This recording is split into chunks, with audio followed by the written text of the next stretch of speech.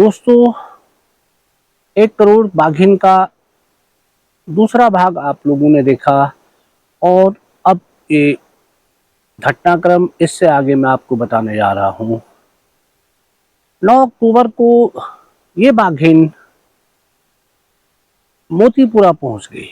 मोतीपुर नेगी गांव से 11 बजे के लगभग एक सूचना प्राप्त हुई कि बाघिन गन्ने के खेतों में देखी गई है। कंट्रोल रूम को सूचना मिली और कंट्रोल रूम ने तुरंत अधिकारियों से संपर्क किया और दोस्तों लगभग 12:30 बजे तक सारे अधिकारी, वन संरक्षक पराग मधुकर धकाते, डीएफओ कैकहा नसीम, एसटीओ कलम सिंह बिष्ट, एसटीओ हल्द्वानी प्रकाश आर्य, एसटीओ कार्की जी और एसटीओ बीएस शाही, आरओ लक्ष्मण सिंह और 150 से अधिक वनकर्मी, 60 रायसिक, 4 शिकारी, 3 हाथी, 4 कुत्ते के साथ पूरा दल मोतीपुर नेगी गांव पहुंच गया। जहां संभावनाएं थी उस सारे एरिया को, उन खेतों को रायसिकों द्वारा जालों से घेर लिया गया। उसके बाद हाथियों पर कुछ शिकारी खेतों के बाहर जहां जहां संभावनाएं थी बाघिन निकलने की, उन जगहों पे हाथियों में शिकारियों को बैठाया गया। कुछ शिकारी जो धान के खेत से जिनसे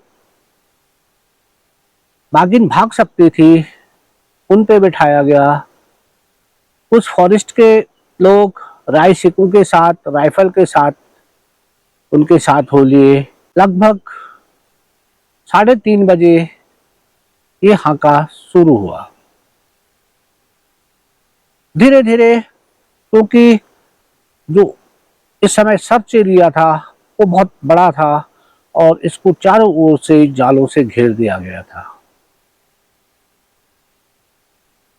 एक खेत को सर्च करने के बाद सर्चिंग टीम बाहर आई, फिर दूसरे खेत पे, ऐसे ही लगातार 3-4 खेतों को सर्च किया गया, परंतु ये बाघिन बाहर नहीं निकली।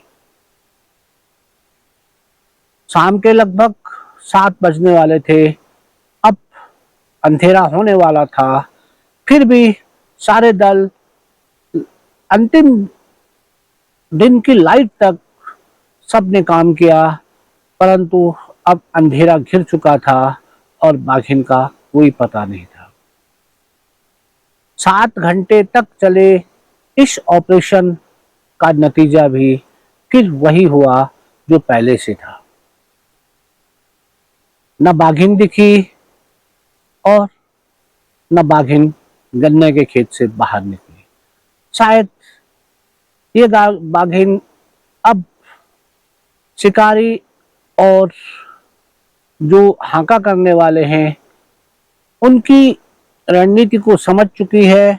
जब ये एक खेत को सर्च करते तो वो चुपचाप दूसरे खेत में चले जाते, और जब वो उस खेत को सर्च करते तो वो चुपचाप वहां से निकल के और खेतों में निकल जाती, परंतु ये किसी की नजर में नहीं आ रही थी। इसलिए सबसे बड़ी यही समस्या थी कि बाघिन दिख ही नहीं रही है, जबकि सामान्य लोगों को ये बाघिन दिख रही थी। दोस्तों, 7 घंटे के बाद इस ऑपरेशन को बंद करना पड़ा। ऐसा लग रहा था कि मोतीपुर नेगी जो गांव है वो पूरी एक छावनी में बदल चुका है। इतनी गाड़ियां, इतने लोग, इतना हो हल्ला, इससे लगता था कि बाघिन आज जरूर मारी जाएगी। परंतु इसका अंत भी सभी दिनों की तरह वैसे ही हुआ, बाघिन नहीं निकली। शाम को सारे जो 7 घंटे इस ऑपरेशन में कार्य कर रहे थे, क्योंकि थकान थी, हल्की हल्की धूप और गर्मी तो थी ही, इसलिए सारे लोग अपने अपने कैंप में लौट गए। 10 तारीख को जो मचाने बनी हुई थी उन पे शिकारी बैठने थे, क्योंकि 9 तारीख को भी जब ये ऑपरेशन समाप्त हुआ तो उसके बाद फिर शिकारियों को अपने अपनी मचानों पे बैठना था, तो शिकारी अपने अपने मचानों पे बैठ गए। 10 तारीख को वही रोटेशन, क्योंकि शिकारियों ने शाम को अपने अपनी मचानों पे बैठना था और उन मचानों पे कचड़े पहले से लगे हुए थे, यानी उनके नीचे भैंस के जो कचड़े हैं वो बंधे हुए थे। एक मचान गोरखपुर में थी और उस पे जॉय वकील बैठ रहे थे। एक मेरठ के नवाब साहब भी इस शिकारी दल में थे, तो नवाब साहब बोल बैठे, अरे नहीं, इस पे तो मैं बैठूंगा। तो ठीक है, जॉय ने कहा ठीक है आप बैठो इस पे, और जॉय उससे अगली जो मचान थी उस मचान पे बैठने के लिए चलेगी। दोस्तों, गोरखपुर वाली इस मचान पे या तो वो नवाब साहब बैठे ही नहीं, या बैठे और रात के लगभग 10 बजे वो उतर गए। सुबह इस नाले पे लगे हुए ट्रैप कैमरे पे इस बाघिन की फोटोग्राफ्स आई। बाघिन 4:30 बजे इस कैमरे पे आई थी और उसके बाद वो सीधे जो कचड़ा वहां पे बंधा था, जिस मचान पे जॉय वकील को बैठना था, उस मचान पे जो कचड़ा बंधा था उसने उस कचड़े को घायल कर दिया। जब कचड़ा घायल हुआ तो उसके बाद सारे लोगों ने देखा कि यार जब कचड़ा घायल हुआ तो शिकारी ने फायर क्यों नहीं किया, तो पता चला कि उस मचान पे कोई है ही नहीं। एक चांस था बहुत बढ़िया, उस दिन जॉय इस बाघिन को आराम से मार देते, परंतु शायद बाघिन की मौत नहीं थी और नवाब साहब की बहुत थू हुई। या तो वो उस मचान पे जो लोग बैठ रहे थे उन्हीं को बैठने देते, या तो फिर उनके द्वारा यदि मचान पे कहा था कि मैं इस पे बैठूंगा तो उनको बैठना चाहिए था, परंतु शायद अपने शौक के हिसाब पे वो रात को उससे उठ के चल दिए, या वो उस पे बैठे ही नहीं, और एक जो गोल्डन चांस था वो हाथ से निकल गया। और सारे वन कर्मी, वन अधिकारियों द्वारा बहुत एक प्रकार से ये व्यक्त किया गया कि एक चांस जो था वो शिकारियों द्वारा गंवा दिया गया, और बाकी शिकारी तो अपना जहां जहां उनके पास मचाने थी वो उन मचानों पे बैठ रहे थे, परंतु एक शिकारी की गलती के कारण सारे शिकारियों को शर्मिंदा होना पड़ा। ऐसा भी हो सकता है दोस्तों, ये बाघिन उस कचड़े पे इसलिए आई होगी क्योंकि उसे मालूम था कि इस मचान पे कोई नहीं है। जो मचान खाली थी, अभी तक इतने दिनों से हम लोग मचानों पे बैठ रहे थे, परंतु ये बाघिन अभी तक किसी भी मचान पे नहीं आई थी, और आज ये मचान खाली थी तो ये बाघिन उस मचान तक ही कैसे पहुंची? एक इत्तेफाक था या बाघिन बहुत चालाक थी? या तो उसे पता था कि वो सारी मचानों को जानती थी कहाँ मचान बनी हुई है और किस कचड़े पे शिकारी बैठे हुए हैं, या तो ये बाघिन उन मचानों पे जा ही नहीं रही थी, और जब उसने देखा कि इस मचान पे कोई नहीं बैठा है तब इसने इस कचड़े को घायल किया। यदि ऐसा है तो ये बाघिन बहुत ज्यादा शातिर और बहुत ज्यादा चालाक हो चुकी थी। खैर दोस्तों, फिर सुबह हो गई और उसके बाद वही कभी कहीं से कोई सूचना मिलती तो वहां के लिए मूवमेंट के लिए तुरंत आदेश होते और वहां सर्च होती। दोस्तों शायद जो हमारी मचान थी वो मोतीपुरम गांव के नाले पे थी। हम लोग, मैं और हरी, शाम को खाना लेकर उस मचान पे चले गए। मचान के नीचे नाला था और नाले के सामने खेत थे, और जो पेड़ जिस पेड़ पे मचान बनाई गई थी वो नाले के दूसरी तरफ था। यानी वो पेड़ थोड़ा इस प्रकार का तिरछा था और सीधा इसके नीचे नाला था और सामने कटरा बंधा हुआ था। उस पे ऊपर एक उल्टी चारपाई बिछाकर उसमें दो आदमियों को बैठने की जगह बना दी गई थी, परंतु पेड़ के तिरछे होने के कारण उसका सारा झुकाव जो था वो ठीक नाले के ऊपर आ रहा था, और यदि हम एक आदमी भी थोड़ा हिलता तो मचान ऐसे हिलती, ऐसा लगता कि ये पेड़ अभी टूटने वाला है। पहले दिन जब हम उस पर बैठे थे तो मुझे लगा कि यदि उसकी एक टहनी जो बहुत दूर तक गई थी वो लगभग काफी मोटी थी और लगभग उसका वेट 20-30 किलो से ऊपर होगा। मैंने हरी से कहा था कि हरी, कल हम लोग दराती लेके इस टहनी को काट देंगे। यदि हम इस टहनी को काट देंगे तो ये पेड़ के ऊपरी छोर पर है और इसका वेट बहुत ज़्यादा है। इतने वेट कम होने से हम दो आदमी आराम से इस पे बैठ सकते हैं और उसके बाद ये हिलेगी कम। और हम दराती लेके हम लोगों ने उस टहनी को काट के नीचे नाले में फेंक दिया। उसके बाद अब वो पेड़ थोड़ा हल्का हो गया था, अब हमारे थोड़ा हिलने से वो हिल नहीं रहा था।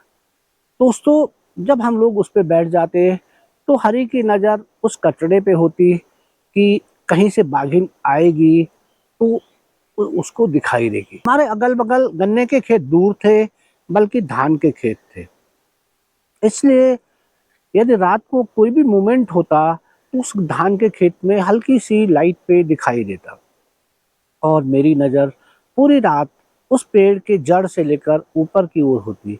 मुझे ये भय था कहीं ऐसा ना हो कि ये आदमखोर बाघिन है और हमारा जो पेड़ है वो तिरछा है, कहीं वो इस पेड़ पे चढ़ के हम पे हमला न कर दे।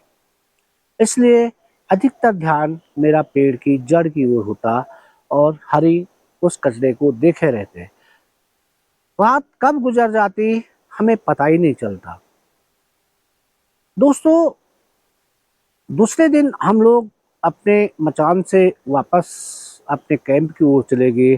शायद जो कचरा था वो चरने की वजह से, घास तो देते थे परंतु चरने की वजह से शायद वो फिसल गया और उसके बाद उसकी रस्सी से उसका गला, यानी उसको फांसी लग गई और वो कचरा मर गया। उस कचड़े को फॉरेस्ट वालों ने उसी नाले में फेंक दिया और वहां पे अब एक नया कचरा बांध दिया गया था। मचानों पे हमारा रोटेशन रोज का था।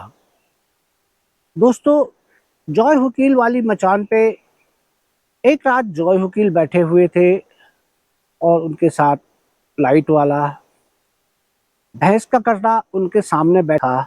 लगभग 11 बजे के लगभग वे एक महसूस करते हैं कि कचरा कुछ अधिक प्रकार से दूसरा मूवमेंट कर रहा है, यानी इसके अगल बगल कोई बाघिन आ चुकी है। जॉय तैयार हो गए और थोड़ी देर बाद जो कचरा था उसकी जोरदार आवाज, जैसे कोई हमला करता है इस प्रकार की आवाज उस कचरे ने निकाली। जॉय चुपचाप बैठे रहे। अब उन्हें मालूम था कि बाघिन ने शायद कचरे का गला दबा दिया है, अतः उन्होंने अपने साथी से लाइट मारने के लिए कहा और राइफल सीधी कर ली। जो लाइट पड़ी तो जॉय वकील दो आंखें चमकी। उसके बाद उन्होंने ध्यान से उसके शरीर को देखा कि मैं इसको कहाँ पे गोली मारूं। तो उन्हें पता चलता है ध्यान से देखने पे, अरे ये तो बाघिन तो है ही नहीं, अरे ये तो बहुत बड़ा गुलदार है। और दोस्तों उन्होंने अपने राइफल नीचे कर ली, मोबाइल निकाला, मोबाइल से उसकी वीडियो बनाने लगी। अब ऐसा भी नहीं था कि वो कचड़े को बचाए, क्योंकि उसके जो कैनाइल थे, उन कैनाइलों ने कचड़े के गले को फाड़ दिया था।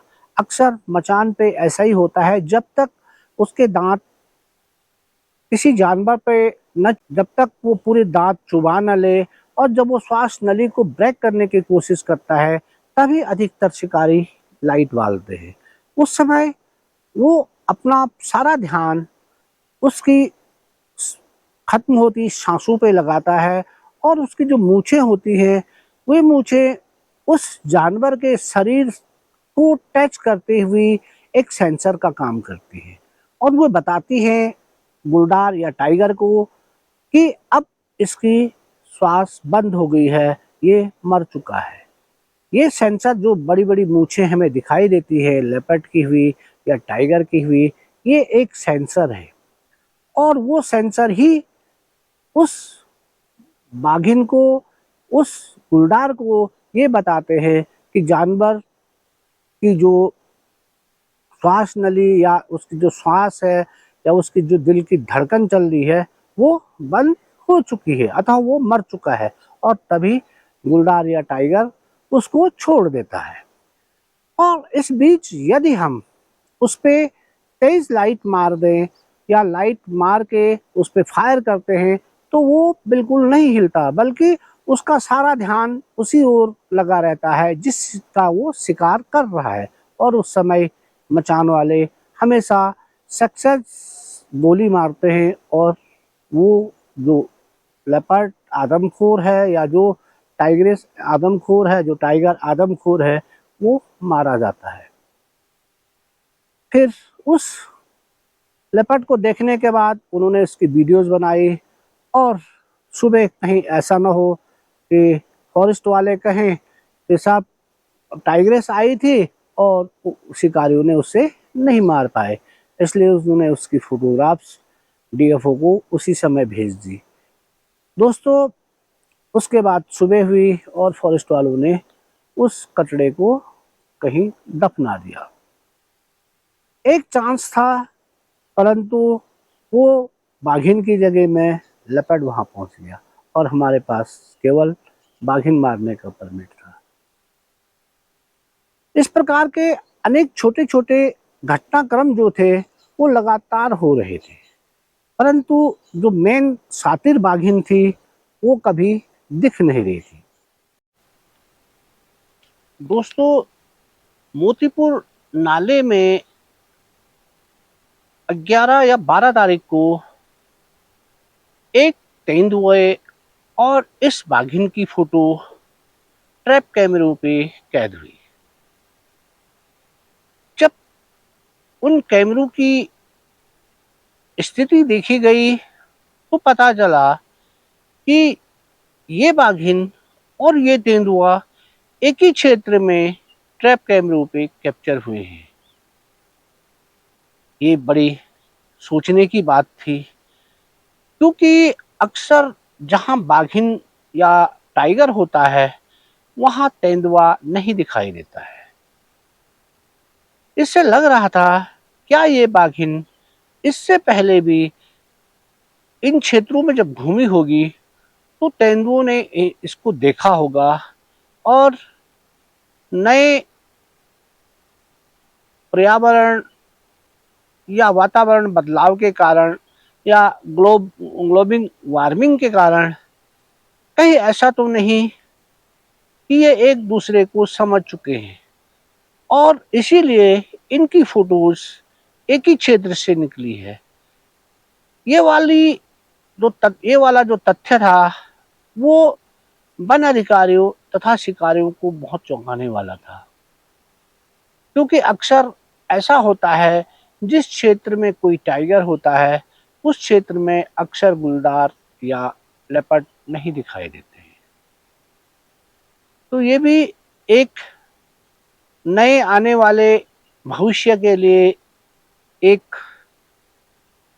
सतर्कता के लिए या उनके व्यवहार के अंतर के लिए एक प्रकार से एक सूचना वन विभाग के अधिकारियों को इन फोटोग्राफ आए थे ट्रैप कैमरों पे, उनके द्वारा एक संकेत मात्र उनको दे दिया गया था। दोस्तों, मैं घर से एक राइफल और एक 12 बोर गन लेके गया था, परंतु मेरे पास जो 12 बोर गन थी वो इंडियन थी और वो बेहतर निशाने के लिए नहीं थी। मैं जो मेरे पास अपने बूढ़े दादाजी का जो 12 बोर के लिए जो गोली बनाने का सांचा है, उस सांचे से गोली बनाकर कुछ कॉटेज में अपने साथ ले गया था। हरि को एक गन चाहिए थी क्योंकि अक्सर ऑपरेशन में खाली हाथ कोई भी नहीं था। मेरी 12 बोर उतनी बेहतर नहीं थी, इसलिए मैंने जो एसटीओ कलम सिंह बिस्ट हैं उनसे रिक्वेस्ट की, सर एक गन हमें दिला दो जो बेहतर हो। तो उन्होंने मुझे कहा, रावत जी आप देख लो आपको कौन सी पसंद आ रही है, आप एक गन ले लो। तो मैंने देखा उसमें सारे ऑर्डिनेंस फैक्ट्री की डबल बैरल गनें थी। एक गन बहुत पुरानी थी। तब मैंने उसके बट और उसके जो फायर करने का फायर पिन उनको चेक किया, वो ठीक थे, परंतु बहुत हिली हुई थी क्योंकि अच्छे मेंटेनेंस के कारण बैरल में जंग था सारी जगह, हर प्रकार के उसमें तेल न पड़ने के कारण बहुत बढ़िया स्थिति में वो नहीं थी। फिर भी हम उसको कैंप ले आए। कैंप में हमने उस पे तेल से, पेट्रोल से उसकी सफाई की, उसके जो पैच ढीले हो गए थे उनको कसा, उसके बट को कसा और उसके बाद हमने उसकी एमिंग करके उसकी फायर किया तो बहुत एक्यूरेट फायर कर रही थी। तो हरी खुश हो गया, यानी उसको ये पता था कि मेरे को फायर करने का मौका मिलेगा तो मैं जहाँ फायर करूँगा वो गोली वहीं पे लगेगी। और गोली भी हम घर से ही कॉटेज बना के ले गए थे। दोस्तों, एक दिन शाम को जब हम मचान की ओर जा रहे थे, तभी हरी कहने लगा, भाई साहब आज आप रहने दो, आज मैं अकेले जाता हूँ। मैंने बोले, यार इतने दूर उस नाले में जहाँ 2 आदमियों को उस मचान पे भय लग रहा रात को, कहीं टाइगर इस तिरछे पेड़ पे न चढ़ जाए, और उसके बावजूद भी बोला नहीं आप थके हुए हैं, आप आज रहने दो। और हरी अपना खाना पैक करके और उसके बाद वो तुरंत अकेले 2 लाइटों को, एक लाइट जो जहाँ पे कचड़ा है उस पे पेड़ पे इस प्रकार से उसने बांधी कि यदि बाघिन आए तो उसको पुश करे और उसकी लाइट सीधे उस कचड़े पे पड़े और उसके बाद वो ऊपर से फायर करे, और दूसरी लाइट उसने अपने बगल पे रख दी। और दोस्तों, वो पूरी रात अकेले उस मचान पे उस बाघिन के इंतजार में रहा। सुबह क्योंकि मुझे रात भर नींद ही नहीं आई, मैं ये सोच रहा था, यार मैंने कैसी गलती कर दी, इसको अकेले वहां भेज दिया इतने बड़े क्षेत्र में, और वो भी एक आदमखोर बाघिन के क्षेत्र में। फिर भी मैं सुबह जल्दी उठा, मैंने अपनी गाड़ी उठाई और मैं उस एरिया पे उसको लेने के लिए चल दिया। तब तक मैं देखता हूँ कि वो आधे रास्ते तक आराम से पैदल आ रहा है। उसको देख के थोड़ा मेरे जान में जान आई, यार चलो शुक्र है ये सुरक्षित है, और इसके बाद भविष्य में मैं ऐसी गलती नहीं करूँगा। ये सोच के मैं गाड़ी में ने उसको बिठाया और हम कैंप वापस लौट आए। हरि के इस दुस्साहस को देखकर बहुत ताजुब करते थे, क्योंकि उसको ये था कि मुझे यदि ये बाघिन दिख गई तो मैं इसको मार दूंगा। कहाँ 375 बोर, कहाँ 350 बोर, कहाँ 315 बोर, और उसके पास केवल एक 12 बोर गन। फिर भी हौसला 7वें आसमान पे था। दोस्तों, 13 तारीख को पता चला कि ये बाघिन फिर तल्ली कानिया पहुंच चुकी है। शिकारी कुत्तों ने तुरंत इस एरिया को घेर लिया और आनन फानन में सारे जितने शिकारी थे वो तुरंत वहां पहुंच गए। यानी जहां पे गोविंदी देवी को मारा था और जहां पे जो ऊंची मचान थी, मैं उस मचान पे बैठ गया। उसे उससे बहुत लंबा एरिया जो है वो दूर तक दिख रहा था, और उसी के सामने वाले खेत में शिकारी जो कुत्ते थे, वो रायसिकों के साथ उन्होंने उस पे जाल लगा दिया और वो कुत्ते उस खेत के अंदर घुस गए। यानी चारों ओर से एकदम जो हो हल्ला था, जो मूवमेंट था, वो बहुत जल्दी हो रहा था। बहुत जल्दी ही उस खेत को घेरा गया। शिकारियों को जिसको जहाँ पोजीशन मिली, वो फटाफट उस पोजीशन को उन्होंने लिया और उसके बाद सर्च ऑपरेशन शुरू हुआ।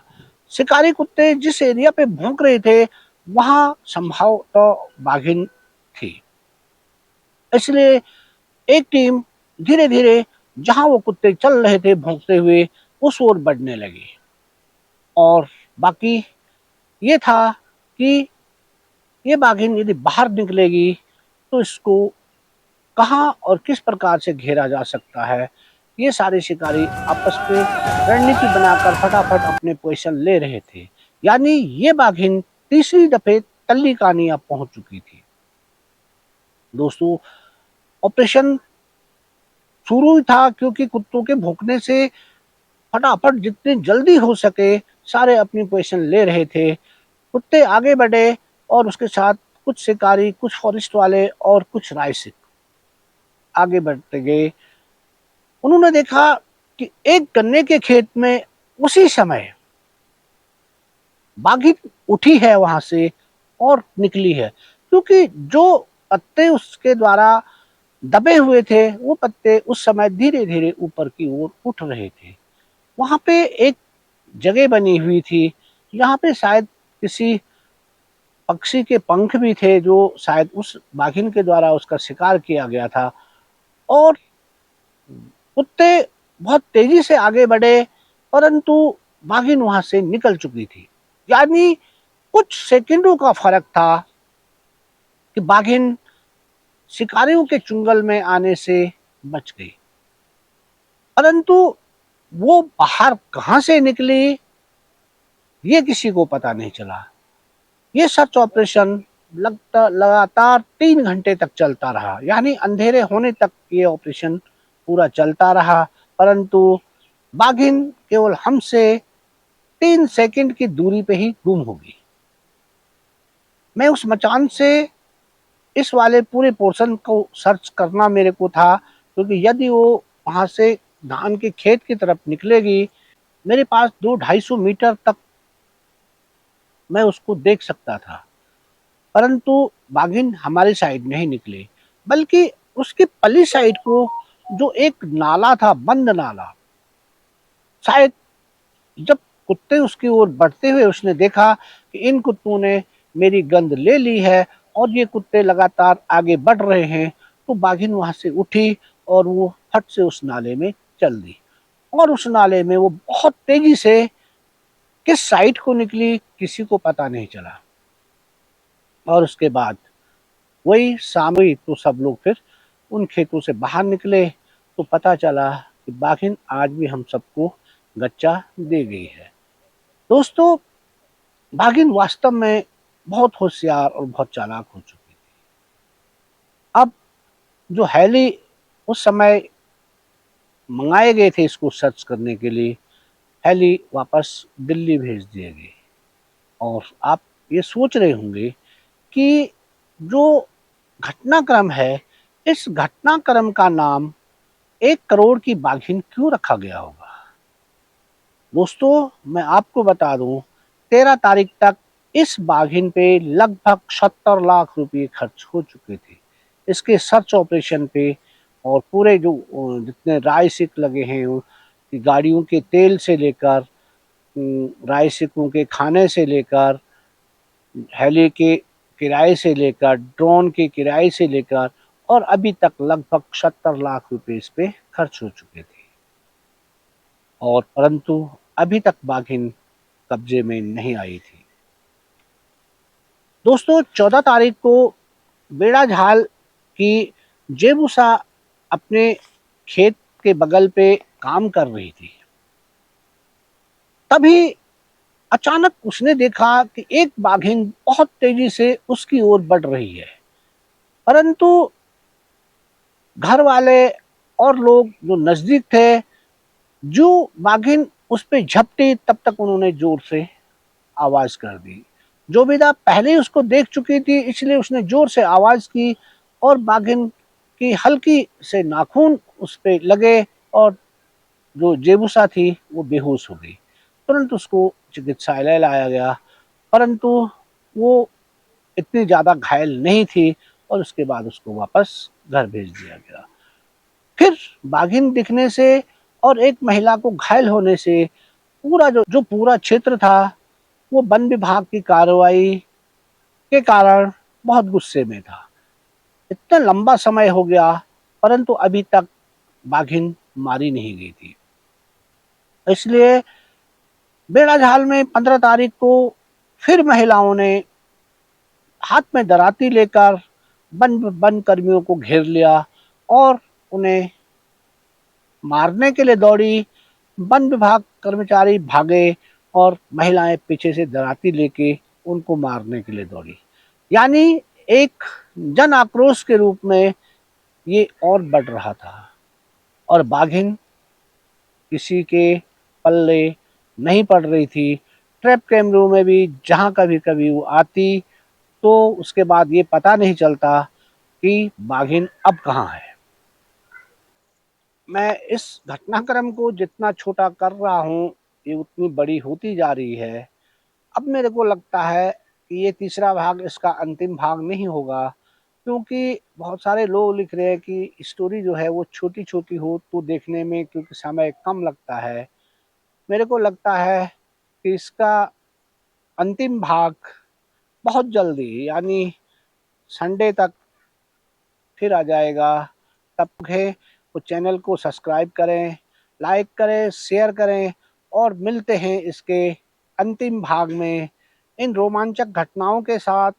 अब क्या हुआ, कैसे बाघिन को मारा गया, इसकी सारी स्टोरी मैं आप लोगों को इसके अंतिम भाग में आप लोगों को सुनाऊंगा। तब तक बहुत बहुत धन्यवाद।